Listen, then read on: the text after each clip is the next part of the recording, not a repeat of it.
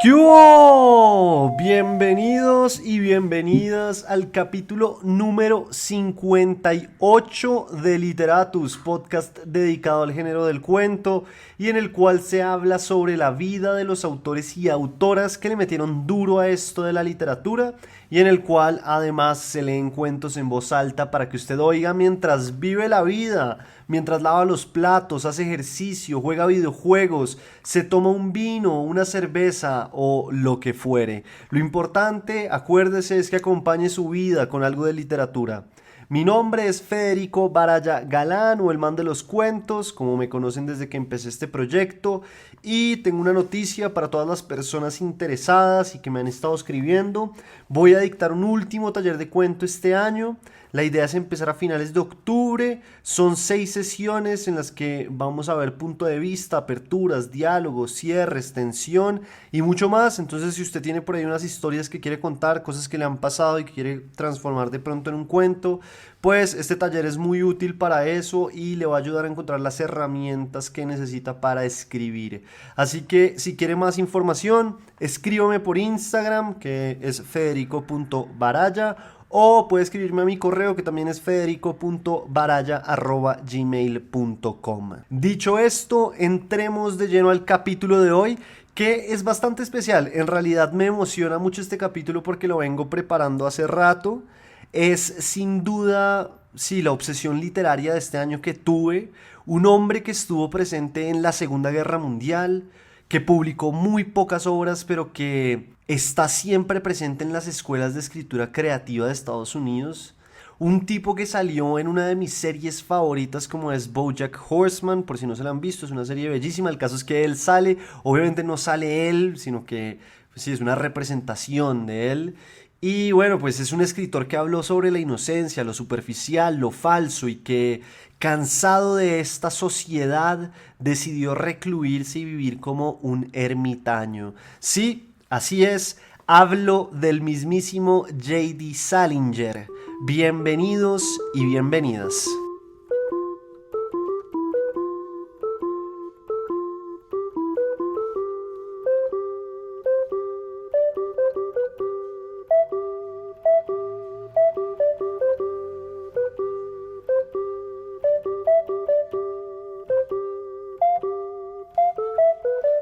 Jerome David Salinger nació en Manhattan, Nueva York, Estados Unidos, el 1 de enero de 1919. Fue el segundo hijo. Primero nació Doris, que es o era 7 años mayor que él y con quien tendría una relación buena a través de la vida. Pero bueno, Salinger fue el último hijo del matrimonio entre Miriam Gillich Salinger, mujer de ascendencia escocesa, irlandesa y católica, y Sol Salinger, que fue el padre, judío él y un personaje importante en la vida del autor, sobre todas las cosas por las barreras y la falta de comunicación entre ellos. Entonces, como pueden ver, pues era una familia pequeña. Sobre todo eso es muy extraño, me parece, en esa época, que eran familias tan grandes. Bueno, ellos simplemente eran pues Salinger y su hermana Doris y sus padres. Sol Salinger, es decir, el padre del autor, además trabajaba y trabajó gran parte de su vida en una empresa que hacía queso y lo exportaba. Por su parte, Miriam, madre de Salinger, jugó un papel totalmente contrario al del padre, porque fue ella quien siempre apoyó el deseo de su hijo de convertirse en escritor y, al parecer, también fue una madre muy entregada, sí, a la crianza. Hay una anécdota que me parece bella, bella, y es la siguiente. Una de las grandes obsesiones que va a tener J.D. Salinger en su vida, antes de, claro, publicar como su novela más famosa, era tener algo publicado en el New Yorker o salir con un cuento en el New Yorker. Esa era la gran obsesión que tenía J.D. Salinger. Eso era lo único básicamente que quería en su vida cuando empezó a escribir. El caso es que pasaba mucho tiempo encerrado escribiendo, y mientras su padre no entendía eso ni tampoco lo que escribía su hijo, su madre era la que lo apoyaba, tanto así que un día le pasó una carta por debajo de la puerta en la que le decía algo así como: acepto tu historia, es una obra maestra, toma este cheque por $1000. Esa era la clase de relación que tenían J.D. Salinger y su madre. Incluso el autor solía así como molestar o decir en chiste que su madre siempre lo acompañó al colegio de la mano, más o menos hasta que tuvo 24 años. Pero volvamos a la infancia y a esos primeros años de Salinger.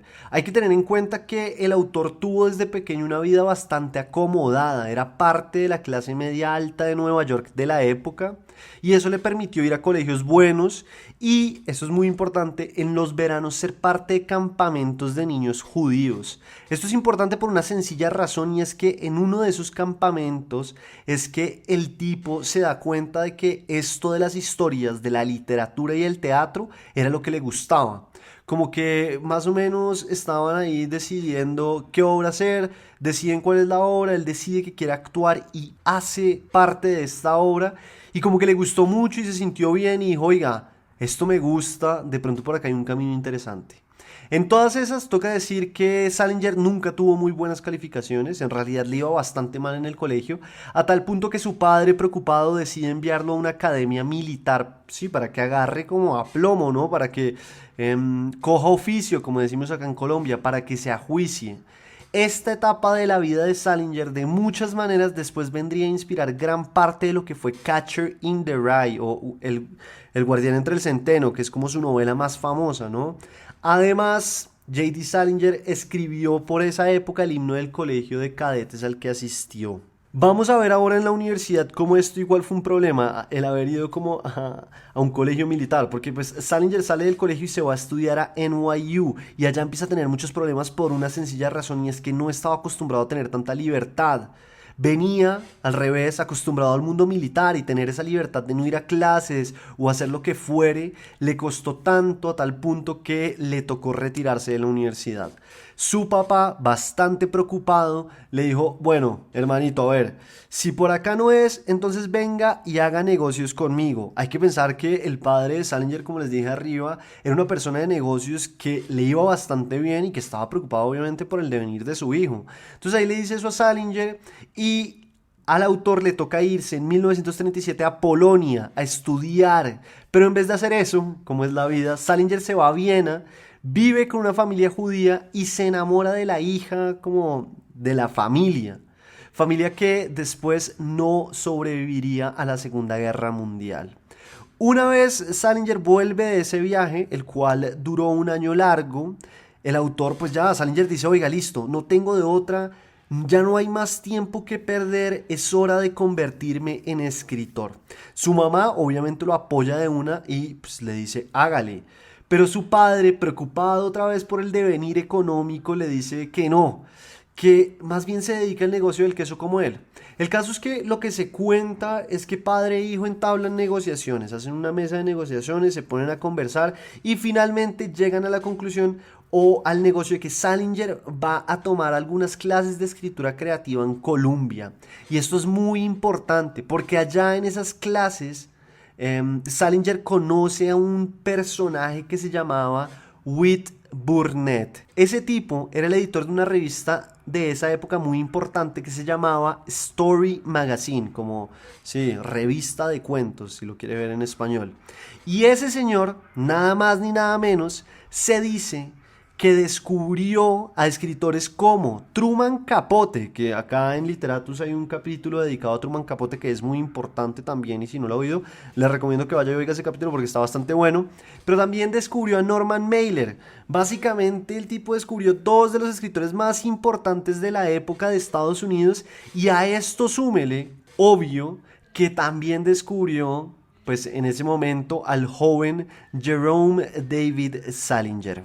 Pero a ver, Whit Burnett no solo es importante porque descubrió a Salinger, sí, a Capote y a Mailer, sino también porque fue gracias a una lectura dentro de su clase que ayudó a Salinger a encontrar lo que quería hacer con su escritura, o a encontrar su estilo de muchas maneras. La historia, cuento chino o realidad, ustedes ya juzgarán, va más o menos así. Burnett estaba leyendo en voz alta la historia de Faulkner que se llama That Evening Sun, y como que al oír esa historia y la forma en que la leyó el editor y profesor, como que le tocó una cuerda por allá bien adentro a Salinger y lo llevó a la realización. Él quería escribir así, de una manera en la que nada se interpusiera entre la historia y el lector. Lo que Salinger quería era que el lector descubriera el significado y la emoción de la historia al leerla, y que cada lector pudiera tener una interpretación distinta de sus cuentos, y sí, como que cada lectura fuera distinta. Lo más curioso de todo esto es que la primera vez que tomó la clase con Whit Burnett, la perdió, imagínense. Pero lejos de rendirse volvió a tomarla, y en esta segunda vez decidió darle algunos de sus cuentos a Burnett, y ahí fue que ese tipo dijo, uff, tengo a alguien bueno acá y lo voy a ayudar a crecer. Tanto así que le publicó su primer cuento, que se titula The Young Folks, por el cual le pagaron $25, que sería algo así como $500 de hoy en día. Nada mal me parece, más hoy en día que pues cuentos, sobre todo en revistas, ya no existen esas revistas que publiquen cuentos, es muy raro que eso pase. Y que le paguen por un cuento $500 hoy en día también es bastante extraño, sobre todo en contextos latinoamericanos. Entonces pues nada mal para esa época hacerse $500 con ese primer cuento de J.D. Salinger. De ahí el autor se dedicó a escribir con furia, porque dijo, bueno, vamos por buen camino, vamos a seguir, y empezó a meterle duro a la literatura, a la escritura, no pensaba en nada más, solo dándole y dándole. Como les dije antes, Salinger quería publicar en la New Yorker. Si de pronto usted no ha oído los otros capítulos, yo siempre hablo mucho de la New Yorker porque la revista New Yorker es muy importante dentro de la literatura, ha publicado personajes pues, de gran calibre, es un referente de la escritura, y muchos quieren pues, publicar allá. Pero si usted no sabe, la New Yorker es una revista pues, de Estados Unidos, de Nueva York, que sí, le apunta como al tema cultural, tiene caricaturas, tiene cuentos, bueno, es muy bacana. El caso es que esa era la obsesión de Salinger, y el man quería publicar como fuere, y lo alcanzaron a rechazar, imagínense, 7 veces le dijeron que no, hasta que por fin consiguió que le compraran un cuento. ¿Qué cuento le aceptaron? Bueno, esta historia a mí me parece increíble. Le aceptaron Slight Rebellion of Madison. Eso fue en 1941. ¿Y por qué digo que esto fue increíble? Bueno, por varias razones en realidad. La primera es que en ese cuento salió por primera vez el que sería el personaje más famoso de Salinger, que es, sí, Holden Caulfield, protagonista de Catcher in the Rye. Si usted no ha leído Catcher in the Rye, bueno, es un libro muy famoso, después hablaremos de él, pero Holden Caulfield es como el personaje más conocido de J.D. Salinger. Es más, personas que ni siquiera saben qué es Catcher in the Rye conocen Holden Caulfield porque es como parte de la cultura pop norteamericana. Es una cosa muy curiosa. Pero además de eso, si usted lee este cuento que le publicaron o que le compraron, Slight Rebellion of Madison, que es la parte que más me gusta, se dará cuenta o caerá en la cuenta de que está narrado en tercera persona, y nos narra o nos cuenta la cita que tiene Holden Caulfield con una niña, porque eran adolescentes, que se llamaba Sally. ¿Y eso qué tiene de curioso? Bueno, si usted no se ha leído Catcher in the Rye, esto es curioso porque esto que pasa en el cuento, en Slight Rebellion of Madison, también pasa en Catcher in the Rye. Lo que pasa es que primero escribió el cuento y después escribió Catcher in the Rye. Además, en la novela, claro, está narrado en primera persona por Holden Caulfield, pero es muy parecido, o sea, es la misma cita, van al mismo lugar, tienen las mismas conversaciones. Es más, Holden Caulfield tiene los mismos pensamientos, solo que en el cuento lo vemos en tercera persona y en la novela en primera persona. Yo no sé. Yo creo que me emocionó muy fácil, debe ser eso, pero es que me parece muy bacano, sobre todo que investigando para este episodio me encontré con muchas cosas, y entre esas eso. Y eso es como ver el primer germen de lo que después sería la gran novela de Salinger. Es como esas personas del círculo social de García Márquez que tuvieron la oportunidad de conocer lo que fue el primer borrador de 100 años de soledad, que se llamaba en realidad como La Casa. Bueno, esto es muy parecido y me parece increíble ver eso, y usted puede encontrar ese cuento en internet facilísimo porque está en todos lados y no tiene ni siquiera que pagarlo. El caso es que esta semana además anduve viendo videos de este bestseller de Estados Unidos que se llama Brandon Sanderson, que hace como fantasía y yo no sé qué. Bueno, el tipo tiene muy buenos videos en YouTube como de escritura. El caso es que vi este en el que da algunas recomendaciones para escribir una novela. Y una de las recomendaciones que da es que si usted de pronto no ha podido empezar porque tiene problemas, él dice, escriba sobre el personaje principal, trate de escribir una historia de 5 páginas sobre el personaje principal. Y después de ver eso me pareció curioso porque preciso llegué al cuento que les estoy contando de Slight Rebellion of Madison, que es muy parecido a esta estrategia que estaba proponiendo Brandon Sanderson, y es Holden Caulfield contando una historia. Entonces, pues nada, me pareció muy bacano y quería traerlo acá a colación. Pero bueno, la historia no termina así, porque claro, el New Yorker le dice, oiga, sí, ¿sabe qué? Tremendo, me gusta mucho su cuento, se lo vamos a publicar, y pimba. Al poco tiempo de que le dicen eso, sucede Pearl Harbor y el New Yorker decide archivar la historia. ¿Por qué? Pues claro, supongo que no era el tiempo indicado ni adecuado para publicar un cuento con un personaje tan irónico, y con una visión, sí, como tan aguda de la sociedad norteamericana y de la vida, como era Holden Caulfield en ese momento, ¿no? Después de eso que había sucedido en Pearl Harbor. Entonces, el cuento estuvo archivado, oigan esto, por más de 7 años. Y esto nos trae a un tema principal en la vida de J.D. Salinger. Ese tema principal es la Segunda Guerra Mundial, porque claro, la Segunda Guerra Mundial estaba en pleno apogeo cuando Salinger estaba que escribía, y uno diría, Salinger jamás iría a una, sí, a una guerra y jamás iría a representar a Estados Unidos. Pues como que antes de hacer la investigación yo pensaba esas cosas, pues porque uno ve que a grandes rasgos lo que se entiende es que Salinger siempre fue muy crítico como de todas estas cosas. Pero a pesar de eso y de que suene supremamente inverosímil, J.D. Salinger quería ser parte de la Segunda Guerra Mundial, tanto así que para que si lo draftearan o lo llevaran, escribió una carta o le escribió una carta a un general en la cual le expresaba su deseo de luchar junto con sus compatriotas por la nación. Esto, ¿a qué lo llevó? A que en 1944 el tipo llegó a Europa y, aún más increíble, estuvo en batallas muy importantes. Eso es lo más increíble. O sea, Salinger sobrevivió a cosas que ustedes no me van a creer. A ver, yo no soy un historiador ni tampoco soy experto en la Segunda Guerra Mundial, a pesar de que me he consumido todas las series y películas que hay sobre el tema. Pero lo que se dice es que Salinger estuvo, por ejemplo, en el día D en Utah Beach, que es como ese gran momento y que es Normandía, y estuvo en la liberación del campo de Dachau, que fue el primer campo de concentración creado por los nazis.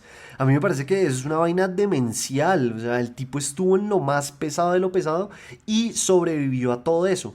Y como lo anterior no era suficiente, lo que se cuenta es que para ese entonces J.D. Salinger ya tenía el inicio de Catcher in the Rye. Se dice que tenía las primeras 10 páginas y al parecer las cargaba por todos lados. Eran como su amuleto y su forma de decirse que tenía que sobrevivir. Lo que se cuenta es que dentro de sus funciones en la guerra, una de ellas era interrogar a nazis que capturaban en batalla. Esto gracias a que pues hablaba un poquito de alemán que había aprendido cuando estuvo en Viena.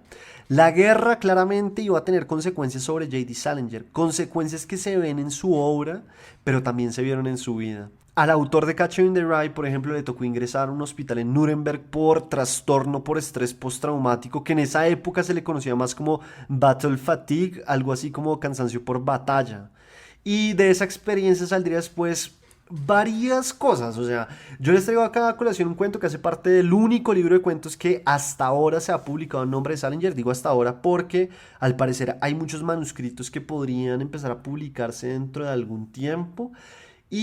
Pero ese es el único libro de cuentos que existe hasta ahora, que se llama Nueve Cuentos, ¿no?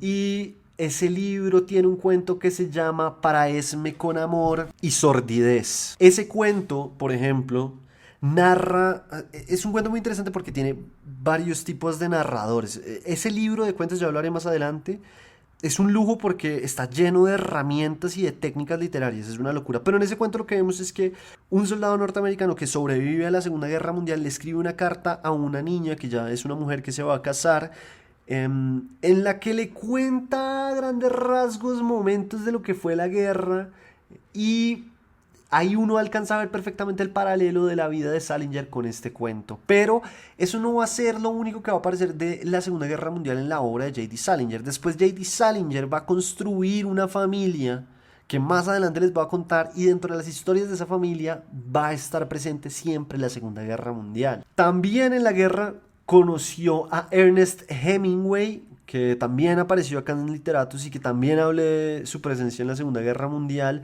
Y el caso es que se volvieron muy amigos al punto de que intercambiaban cartas. Es curioso porque si ustedes leen Catcher in the Rye, o si lo leyeron, recordarán que Holden Caulfield, el protagonista, tiene un momento en el que habla mal de una de las novelas de Hemingway. Pero al parecer esto no fue un problema y no se interpuso en la amistad entre estos dos escritores, pues porque se cruzaban muchas cartas. Después de la guerra, Salinger se quedó alrededor de 8 meses más en Alemania y durante ese tiempo el tipo estuvo con una mujer. Y vean esto, con esa mujer él se casó, pero todo duró muy poco porque Salinger después de esa breve temporada decidió volver a Nueva York. El caso es que lo que se cuenta en Stuff You Should Know, que es un podcast que está muy teso, es que Salinger conoció a esta mujer porque ella era una oficial del partido nazi a la cual él interrogó y ahí la conoce. Después acaba la guerra y supuestamente ellos se casan.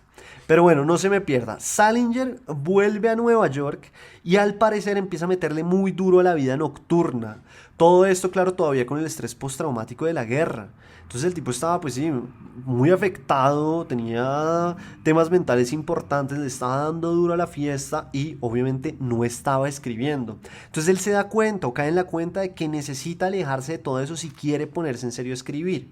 Y lo que se dice es que aquí Salinger empieza a conocer el budismo además, y el budismo va a ser un tema que lo va a acompañar por el resto de su vida y que también va a aparecer en su obra.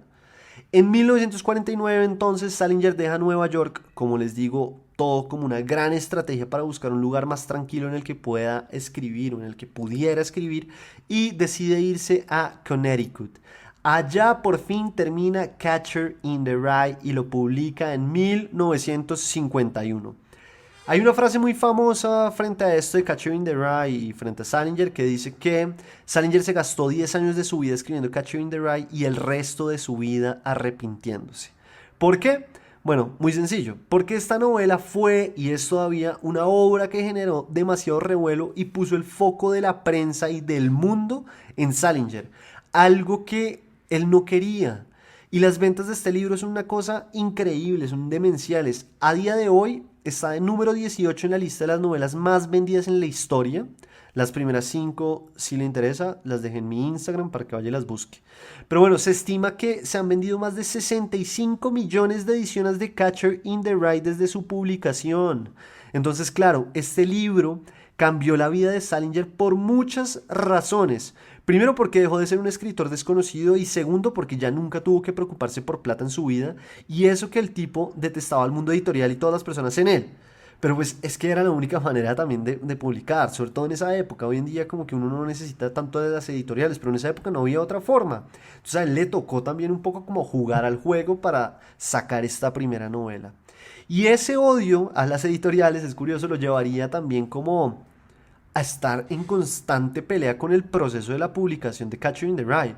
Peleó por la portada, por ejemplo. No quería el caballo en el carrusel, que es como la portada más conocida de este libro. Bueno, él no quería ese caballo en el carrusel y no le gustó tampoco en las primeras ediciones su foto que salía así como en la contraportada.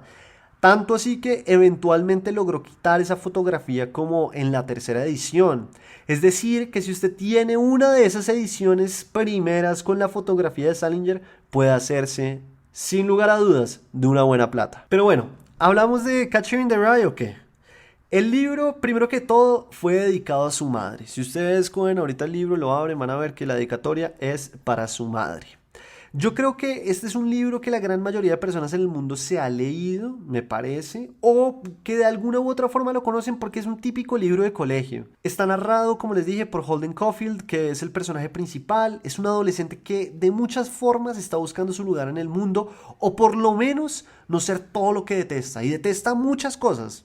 Demasiadas cosas, detesta Hollywood, detesta a las personas, detesta que la gente hable mal, detesta que se vistan mal, mejor dicho, tiene muchos problemas y odia básicamente a la sociedad. El libro también es muy conocido por la expresión phony, la cual según BuzzFeed aparece 35 veces, lo cual es poco comparado con Goddammit que aparece 235 veces.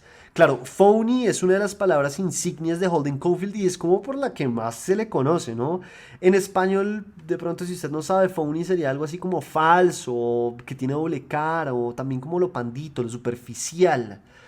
El marco temporal de este libro me parece que es clarísimo, ¿no? Son 3 días en la vida del protagonista, vaya 3 días que vive, ¿no? En los que deja su colegio, pasa unos días en Nueva York y esos días en Nueva York, mejor dicho, ¿qué no le sucede? Está con, sí, con prostitutas, va y toma trago en bares, va y está un rato con la hermana, monta taxis. Hay una gran metáfora también de los patos en el lago de Central Park, también como un poco jugando esa idea de que él no tenía un hogar a donde ir, y su pregunta con los patos en ese momento también era esa, ¿no? Porque estaban en invierno, entonces ¿a dónde iban los patos? Le preguntaba muchas veces a los taxistas. Entonces como que su metáfora también iba para eso. Es decir, son 3 días en los que él vive muchas cosas, pero a pesar de que podemos ver que el marco temporal del libro, pues sí, es como clarísimo, porque son 3 días en la vida del protagonista y siempre va para adelante. Si uno mira la narración, también tiene como digresiones, es decir, es supremamente lineal, pero por aquí y por allá también nos lleva para atrás para darnos contexto sobre su familia, sobre su vida, sobre su hermano que se murió y sobre su otro hermano que de muchas formas lo que siente Holden Caulfield es que se vendió al sistema, ¿no? Y que siendo un muy buen escritor, en vez de dedicarse a escribir literatura, decidió venderse y escribir para Hollywood. El libro también tiene, me parece, un lenguaje bastante sencillo. Si usted no lo ha leído, me parece que es muy sencillo de leer. Tiene una cosa que me parece una nota en Salinger, y es que está cargado de humor, que es algo muy recurrente en toda la obra de Salinger. Sin embargo, en este libro, a diferencia de las otras 2 novelas que escribió el autor, pues no se habla tanto de la religión, porque lo que es Franny and Zooey y la otra novela, se habla muchísimo más de religión, de budismo, de catolicismo, de cristianismo. Se habla mucho de religión y tiene temas también mucho más filosóficos. Me parece que en Catcher in the Rye no tanto. Ahora, a mí me resulta curioso que este libro sea básicamente el libro de los asesinos seriales. ¿Sí? Así como lo oye, póngame atención. Este es el típico libro que se encuentra en la casa de los asesinos seriales cuando la policía va y hace el registro. Y este dato, sí, es como súper común, ¿no? El personaje que le disparó a John Lennon, es decir, Mark David Chapman, estaba leyendo The Catcher in the Rye cuando fue arrestado. Supuestamente este personaje, es decir, Mark David Chapman, se describió a sí mismo como mitad Holden Caulfield y mitad Satán, una cosa así. Pero eso no es lo único. El tipo que le disparó a Ronald Reagan en 1981, es decir, John Hinckley, también tenía una copia de Catcher in the Rye cuando lo arrestaron. Y como el 3 es el número mágico en la escritura y la narrativa, les tengo una más.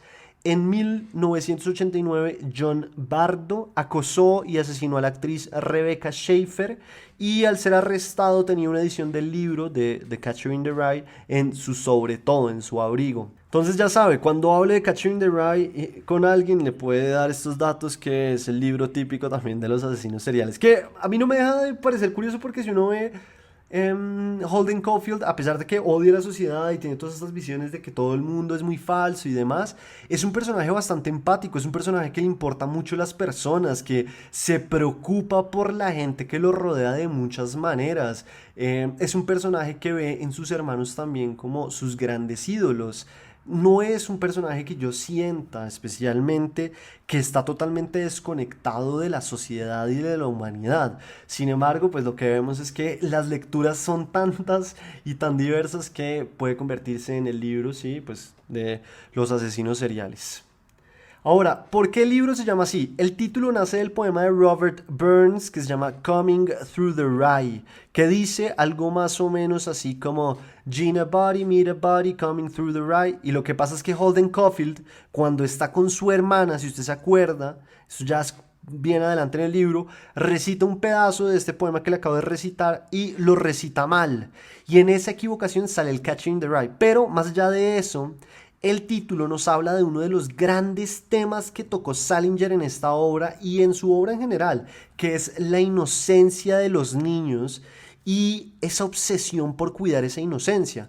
Porque si usted lee este pedazo de la novela, verá que Holden Caulfield le dice a su hermana le pregunta más o menos como que qué es lo que él quiere en su vida, de verdad, qué es lo que él quisiera. Y lo que dice Holden Caulfield es que lo que él de verdad quisiera ser es alguien que ataja a los niños antes de que caigan por ese acantilado risco, que es un poco lo que dice este poema que les leí. Pero la metáfora, más allá de eso, es que Holden Caulfield quiere atajarlos antes de que dejen de ser niños y se conviertan en adolescentes y adultos. Obviamente, todo el mundo quería llevar este libro al cine, pero Salinger se negó una y otra vez. Entre las personas que intentaron hacerlo estuvo Jack Nicholson, por ejemplo, y Marlon Brando. Y pues sí, es que este es un libro que a mí me parece sui generis de muchas maneras porque es de los pocos libros que, a pesar de ser un bestseller, es también uno de los libros más estudiados por los académicos literarios y sí, por las universidades, los colegios. Tiene esa dualidad que no sucede muy seguido. Por otra parte, es uno de los libros más leídos en colegios, yo creo, y a su vez más prohibido. Y es muy curioso, es prohibido por toda clase de cosas. En algún momento lo prohibieron porque para los padres de ese colegio el libro vende ideales comunistas, oiganme eso.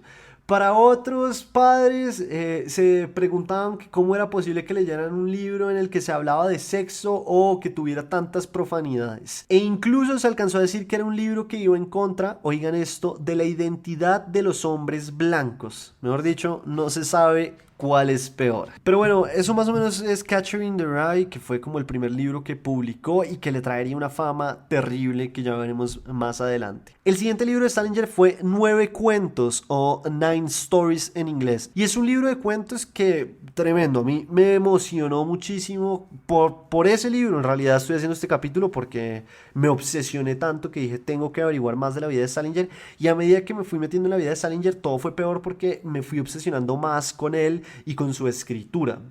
El poder detrás de las historias que hay en este libro de cuentos es una verdadera locura, se los prometo. La técnica, los diálogos, los personajes que construye, los narradores que elige, las aperturas y las caracterizaciones, todo es bellísimo. En fin, me emociona mucho en realidad hablar de este libro y lo leí hace poco. Bueno, es que en realidad, ¿qué pasó? Les cuento rápidamente. Yo cumplí años hace un tiempito, no hace mucho, y me regalaron una edición en español bastante antigua, bastante bonita, Mi hermana y el esposo. Yo hace rato quería leer este libro, pero entre tanta cosa por leer, pues no había tenido la oportunidad. El caso es que el libro cayó en mis manos y pues dije, bueno, pues ya que lo tengo, voy a empezar a leerlo. Quité todas las otras lecturas que tenía y empecé a leerlo sin conocer mucho, ¿sí? Sin haber investigado demasiado.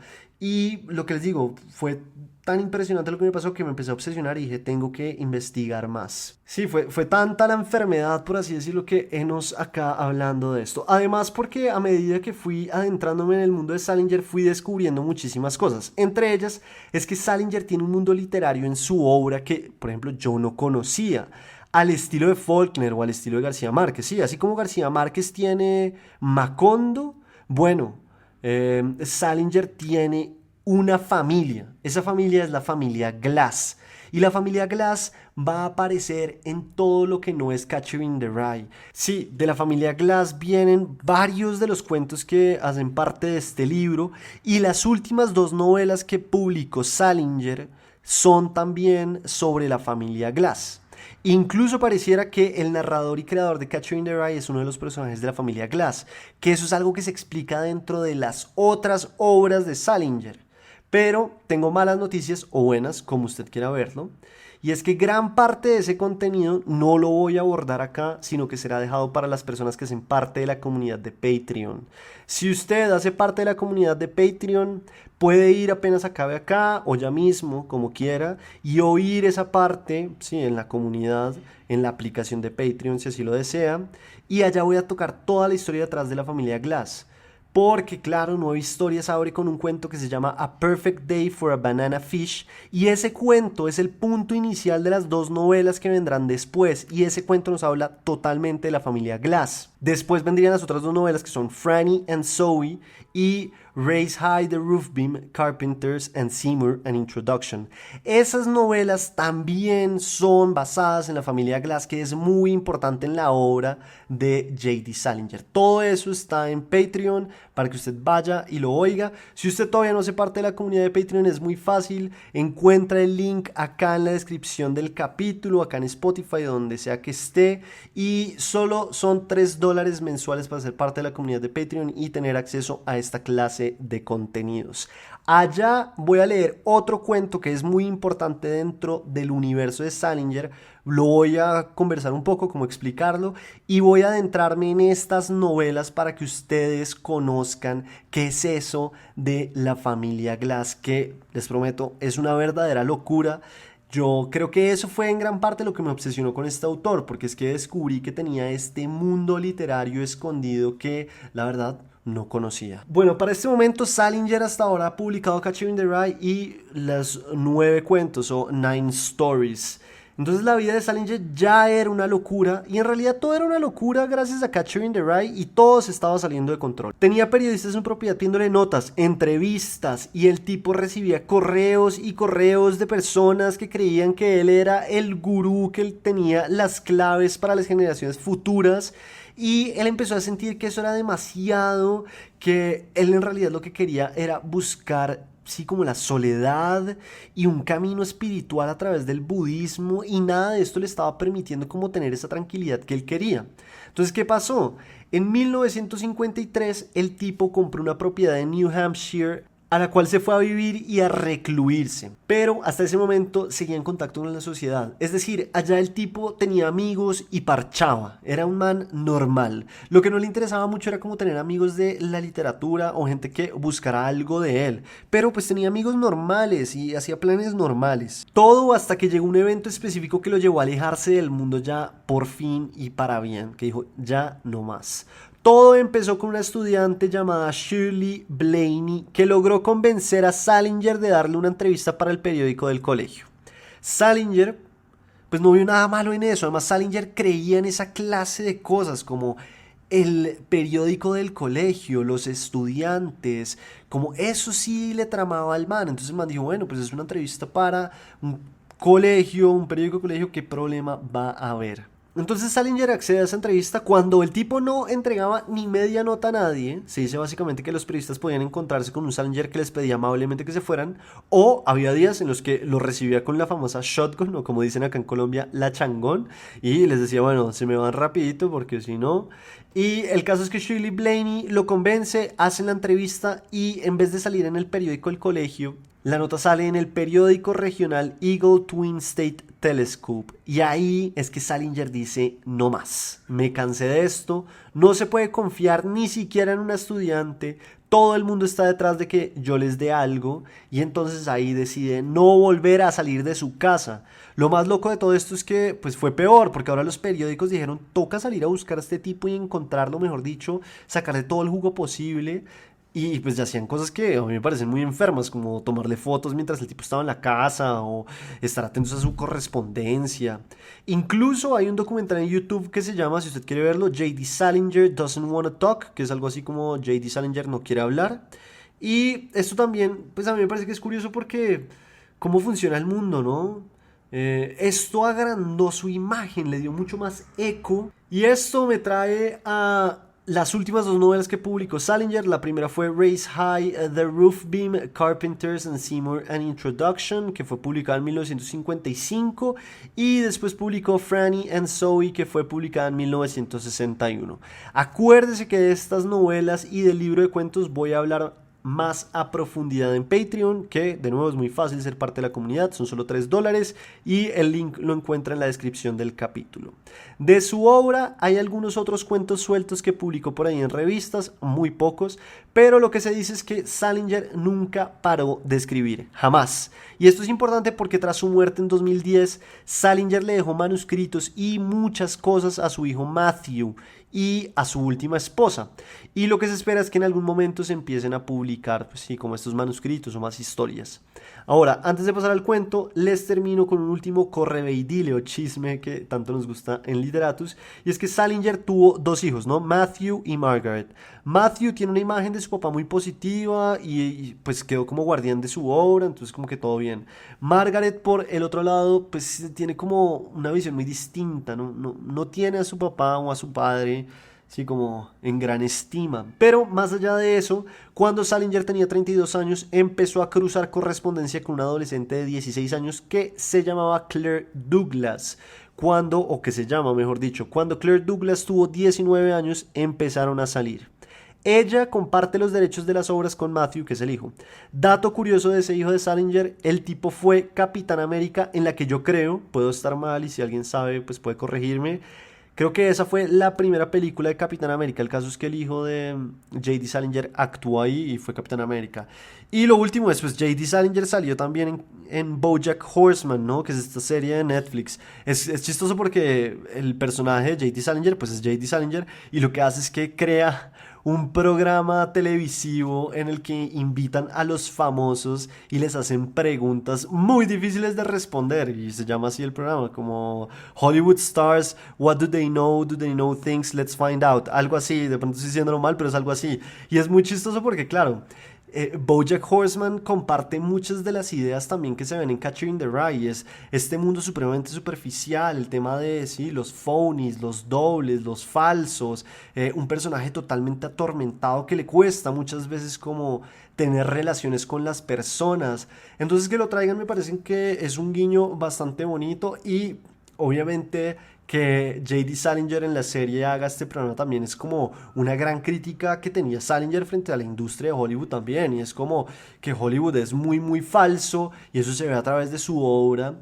Y por eso pone a los personajes en BoJack Horseman supuestamente como hacerles preguntas demasiado complejas que obviamente no pueden responder. Bueno, no siendo más e invitándolos de nuevo al Patreon para ver el resto de la historia que está muy bacana y el cuento que da inicio a toda la familia Glass que voy a leer allá.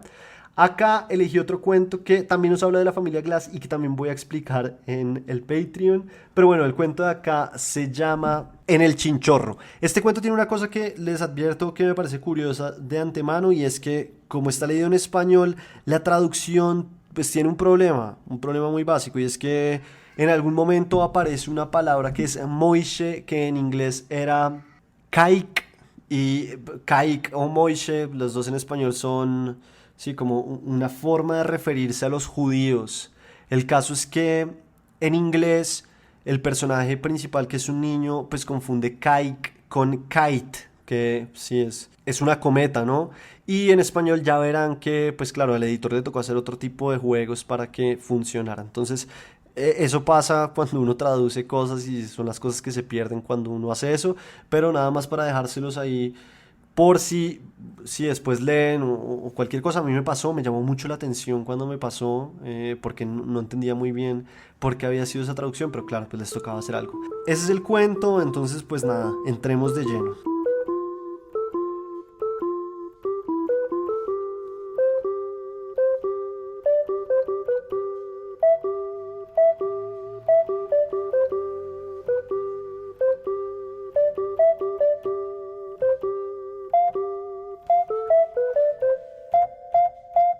En el Chinchorro. Era un poco más de las 4 de la tarde de un veranito de San Juan. Unas 15 o 20 veces desde el mediodía, Sandra, la criada, se había apartado de la ventana de la cocina que daba al lago, con la boca apretada en un gesto de disgusto. Esta última vez, al apartarse, ataba y desataba distraídamente las cintas de su delantal, aprovechando el escaso juego que le permitía su enorme cintura. Después regresó a la mesa esmaltada y depositó su cuerpo gallardamente uniformado en la silla que estaba frente a Mrs. Snell. Mrs. Snell había terminado la limpieza y el planchado y tomaba su habitual taza de té antes de dirigirse a pie por la acera hasta la parada del ómnibus. Mrs. Snell tenía el sombrero puesto. Era el mismo e interesante sombrero de fieltro negro que había usado, no solo durante todo el verano pasado, sino en los últimos 3 veranos, pasando por olas monstruosas de calor, transformaciones del sistema de vida, docenas de tablas de planchar y timones de innumerables aspiradoras. Aún tenía dentro la etiqueta de Heidi Carnegie, gastada, pero, podríamos decir, invicta. No voy a preocuparme, anunció Sandra, por quinta o sexta vez, dirigiéndose tanto a sí misma como a Mrs. Snell. Me he propuesto no preocuparme. Total, ¿para qué? Claro, dijo Mrs. Snell, yo no me preocuparía. La verdad que no. Alcánceme mi bolsón, querida. En la alacena había un bolso de mano, sumamente gastado, pero que conservaba adentro una etiqueta tan imponente como la del sombrero de Mrs. Snell. Sandra pudo alcanzarlo sin incorporarse. Lo tendió por encima de la mesa a Mrs. Snell, quien lo abrió y sacó un paquete de cigarrillos mentolados y una cajita de fósforos del Stork Club. Mrs. Snell encendió un cigarrillo, se llevó luego la taza de té a la boca, pero inmediatamente la depositó otra vez en el platillo. Si esto no se enfría de una buena vez, voy a perder el ómnibus. Miró a Sandra, que clavaba la vista desalentadamente en la dirección general de los recipientes de cobre alineados contra la pared. Deje de preocuparse, ordenó Mrs. Snell. ¿Qué va a sacar con preocuparse? O él se lo dice o no se lo dice, nada más. ¿Qué gana con hacerse problemas? No estoy preocupada, contestó Sandra. Lo último que pienso hacer es preocuparme. Pero es que una se vuelve loca con ese chico rondando por la casa como un gato. No se le oye, ¿me entiende? Quiero decir, nadie puede oírlo. ¿Se da cuenta? El otro día estaba desgranando arvejas, justo aquí, en esta mesa, y casi le piso la mano. Estaba sentado justo debajo de la mesa. Bueno, yo que usted no me preocuparía. Una tiene que pensar cada palabra que dice cuando él anda por ahí, dijo Sandra. Es para volverse loca. Esto todavía no se puede beber, dijo Mrs. Snell. Es terrible tener que cuidarse para decir cada palabra y todo lo demás. Como para volverse loca, en serio.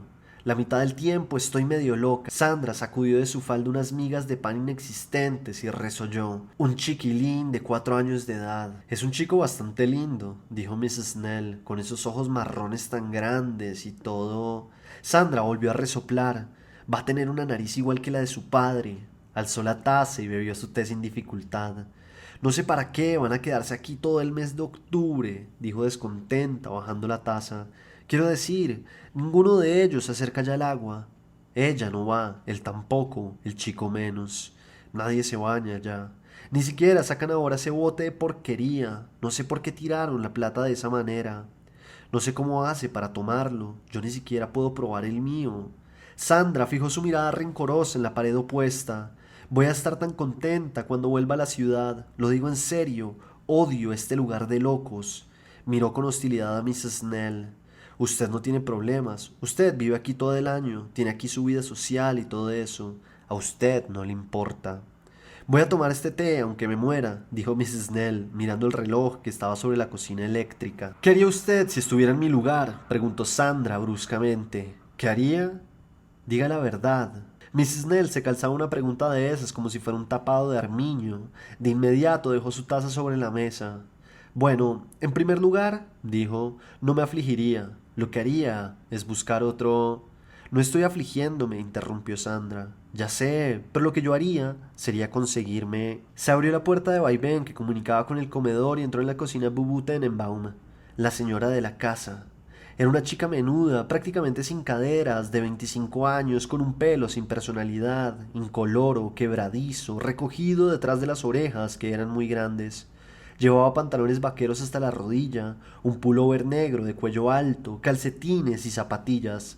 Aparte de la gracia de su nombre, aparte de su falta general de belleza, era, pensando en esas caras pequeñas, siempre memorables, extremadamente sensibles, una chica apabullante, definitiva. Fue directamente a la heladera y la abrió.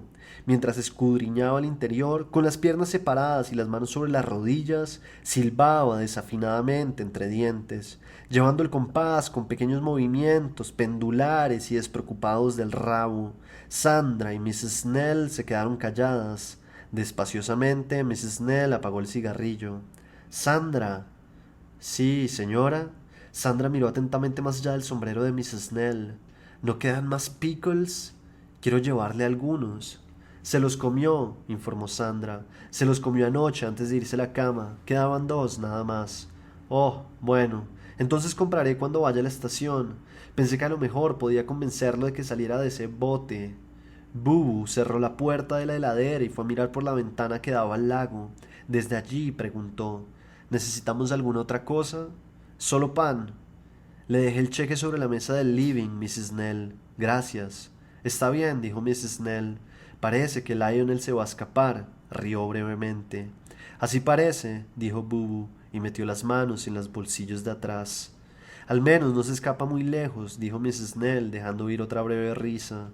Junto a la ventana, Boo cambió un poco de posición para no dar directamente la espalda a las dos mujeres sentadas a la mesa.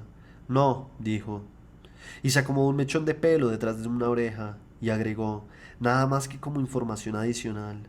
Desde los 2 años se escapa en forma sistemática, pero nunca muy lejos. Creo que lo más lejos que llegó, en la ciudad por lo menos, fue al mall en el Central Park, solo a 2 cuadras de casa. Se quedaba allí para decirle adiós al papá. Las dos mujeres sentadas a la mesa rieron. El mall es donde todos van a patinar en Nueva York, dijo Sandra, muy socialmente a Mrs. Snell. Los chicos y todos los otros. Ah, dijo Mrs. Snell. No tenía más de 3 años. Fue el año pasado, dijo Boo, sacando un atado de cigarrillos y una cajita de fósforos de un bolsillo lateral de sus vaqueros. Prendió un cigarrillo mientras las dos mujeres la contemplaban con interés. Gran conmoción, toda la policía buscándolo. ¿Lo encontraron?, dijo Mrs. Snell. Claro que lo encontraron, dijo Sandra con desdén. ¿Qué se cree? Lo encontraron a las 11:15 de la noche en pleno mes de, Dios mío, febrero, creo. Ni un chico en todo el parque, nada más que asaltantes, supongo, y un surtido de degenerados ambulantes. Estaba sentado en la plataforma donde toca la banda, haciendo rodar una bolita por una grieta del suelo, casi muerto de frío y con un aspecto de... Alabado sea Dios, dijo Mrs. Snell. ¿Cómo pudo hacerlo? Quiero decir, ¿de qué se escapaba? Boo lanzó una única voluta de humo defectuosa hacia uno de los vidrios de la ventana. Parece que esa tarde uno de los chicos en el parque le había dicho en forma vaga y malintencionada: apestas, nene. Al menos creemos que lo hizo por eso. Yo no sé, Mrs. Snell. Es un poco demasiado complicado para mí. ¿Desde cuándo lo hace?, preguntó Mrs. Snell. Digo, ¿desde cuándo se escapa? Bueno, a la edad de 2 años y medio, dijo Boo biográficamente, se refugió debajo de la pileta, en el sótano de nuestra casa de apartamentos, en el lavadero. Noemí no sé cuánto, una amiga íntima suya, le dijo que tenía una lombriz en un termo. Por lo menos eso fue todo lo que le pudimos sacar. Boo suspiró y se apartó de la ventana con una larga columna de ceniza en el cigarrillo. Se encaminó hacia la puerta mosquitero. Voy a probar otra vez, dijo a manera de despedida. Las otras dos mujeres se rieron. Mildred, dijo Sandra, riéndose aún y dirigiéndose a Mrs. Snell, va a perder el ómnibus si no se da prisa. Boo cerró la puerta mosquitero al salir. Estaba de pie en la ligera pendiente del jardín de su casa, con el último y bajo sol de la tarde brillando a las espaldas. 200 metros más allá, su hijo Lionel se hallaba sentado en el asiento de popa del chinchorro de su padre. Amarrado y con la vela mayor y el foque recogidos, el chinchorro flotaba en un ángulo perfectamente recto con la punta del muelle. Más o menos 20 metros más afuera flotaba, dado vuelta, un esquí acuático abandonado o perdido. Pero no había en el lago embarcaciones de placer, apenas se veía la popa de la lancha de la municipalidad que se dirigía al embarcadero de Leech. A Boo le resultaba bastante dificultoso mantener su vista fija en Lionel. El sol, aunque no era especialmente fuerte, resplandecía tanto que cualquier objeto más o menos distante, un chico, un bote, oscilaba y se refractaba como un palito en el agua. Al cabo de 2 o 3 minutos, Boo desistió de esforzar su vista, apagó el cigarrillo del estilo marinero y echó a andar hacia el muelle. Estaban en octubre y el calor reflejado en los tablones del muelle no le daba ya en la cara. Caminaba, silbando entre dientes, Kentucky Babe. Cuando llegó a la punta del muelle, se agachó junto en el borde, haciendo sonar sus rodillas, y contempló a Lionel. Se hallaba a menos de un largo de remo de ella. Lionel no la miró. Dijo Boo. Amigo, pirata, canallita, estoy de vuelta. Sin dirigirle la mirada, Lionel pareció sentir bruscamente la necesidad de exhibir una maestría como navegante. Giró la barra del timón todo lo que pudo hacia la derecha, e inmediatamente después la acercó otra vez de un tirón a su cuerpo. Mantenía los ojos fijos en la cubierta del bote. Soy yo, dijo Boo, vicealmirante Tenenbaum. Glass es mi nombre de soltera. Vine a inspeccionar los estermáforos. Obtuvo respuesta. No eres un almirante, eres una señora, dijo Lionel. Sus frases generalmente se cortaban por lo menos una vez a causa de un inadecuado dominio de la respiración, así que, a menudo, las palabras que quería destacar se apagaban en lugar de elevarse. Boo no solamente escuchaba su voz, parecía que trataba de verla.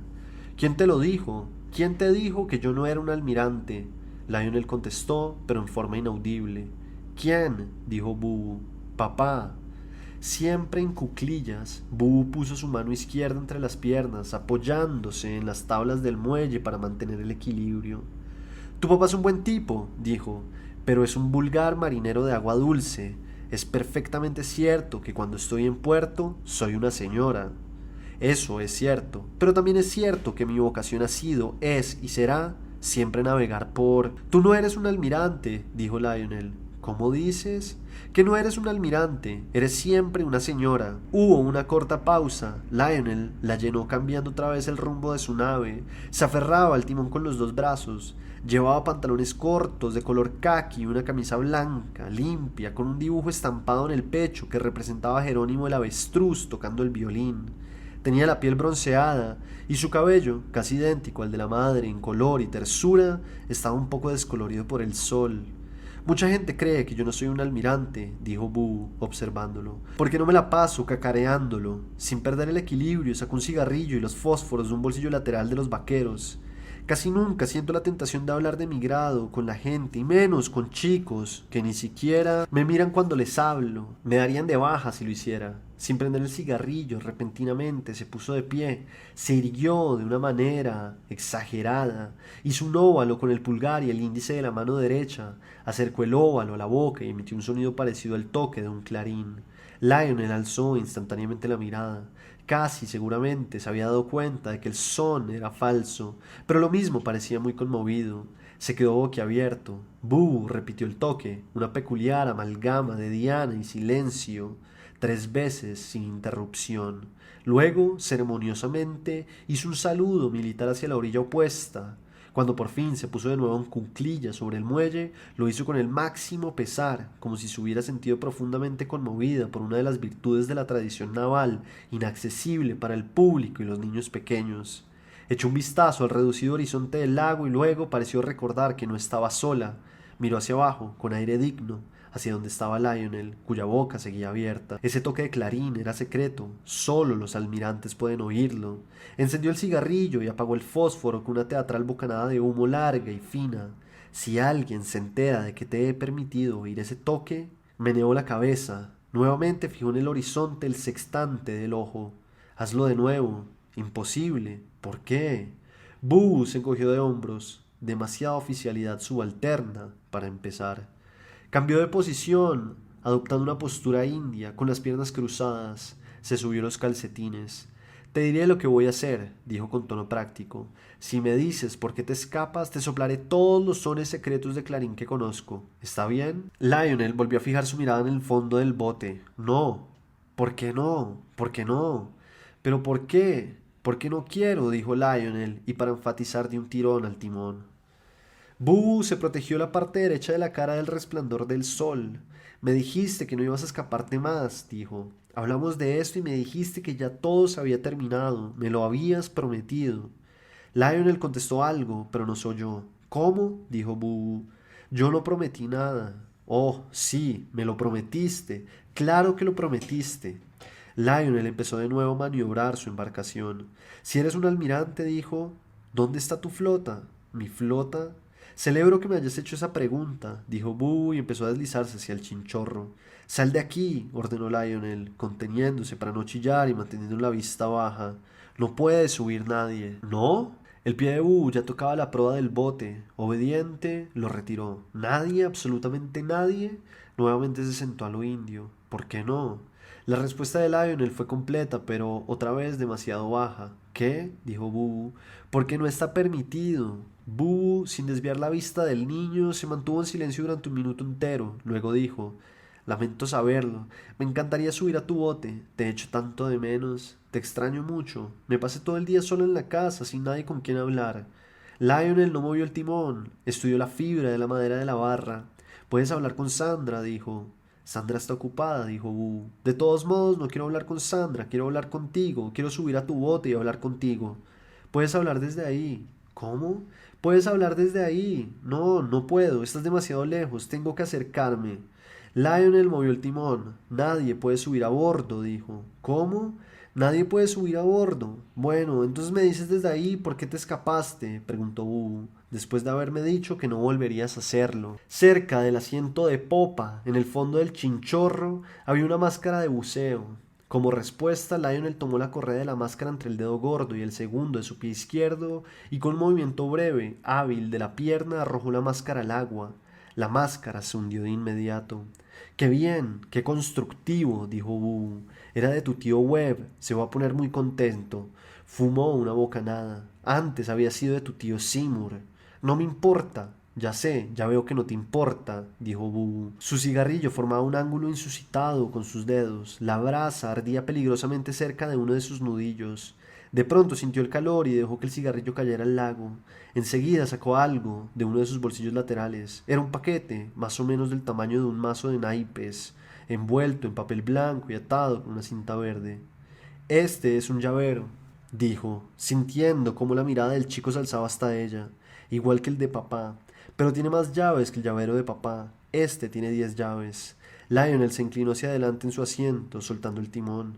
Extendió las manos en actitud de recoger. ¿Me lo tiras?, dijo. Sé buena. Vamos a pensarlo un poco, rayito de sol. Tengo que meditarlo. En realidad debería tirar este llavero al lago. Lionel la miró con la boca abierta, cerró la boca. Es mío, dijo con una entonación cada vez menos imperiosa. Bubu, mirándolo, se encogió de hombros. No me importa. Lionel se arrellanó lentamente en su asiento, observando a su madre, y estiró la mano hacia atrás para tomar el timón. Sus ojos reflejaban una pura percepción, como su madre sabía que reaccionaría. Toma, Bubu le tiró el paquetito, aterrizó perfectamente entre sus piernas. Lionel lo contempló un momento, lo alzó, lo examinó en su mano y lo tiró luego de costado al agua. Miró enseguida a su madre, pero en sus ojos no había desafío, sino lágrimas. Un segundo después su boca se distorsionaba hasta tomar la forma de un 8 horizontal y se ponía a llorar copiosamente. Bubu se incorporó, con cuidado, como alguien a quien se le ha dormido un pie en el lecho y se introdujo en el chinchorro. Un instante después estaba sentada en el asiento de popa, con el navegante en su falda, y lo mecía y le besaba la nuca y le daba algunos datos. Los marineros no lloran, querido, los marineros nunca lloran, solo cuando se les hunde el barco o cuando naufragan y están en la balsa sin nada para beber, salvo... Sandra le dijo a Mrs. Snell que papá es un moishe, grandote y estúpido. Imperceptiblemente, Boo hizo una mueca, pero sacó al chico de su regazo y lo puso de pie frente a ella y le retiró el pelo de la frente. ¿Con qué dijo eso, preguntó.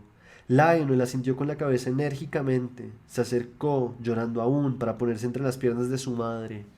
Bueno, no es algo tan terrible, dijo Boo, sosteniéndolo entre las dos morsas de sus brazos y sus piernas. No es lo peor que podía suceder, suavemente mordió la oreja del chico. Tú sabes lo que es un moishe, querido. Lionel o bien no quiso o no pudo contestar de inmediato. Por lo menos esperó a que hubiera disminuido el hipo que siguió sus lágrimas. A continuación contestó en forma ahogada pero comprensible, hundido en la tibieza del cuello de Bubu.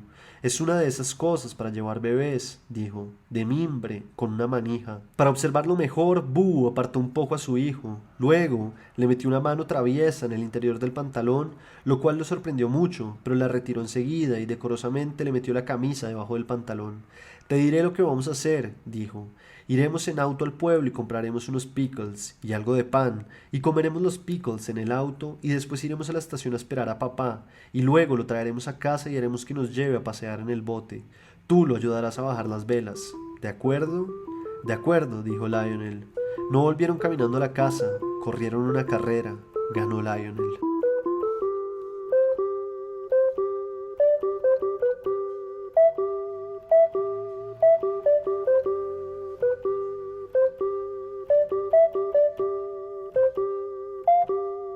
En este capítulo número 58, el autor elegido fue J.D. Salinger y el cuento leído en el chinchorro.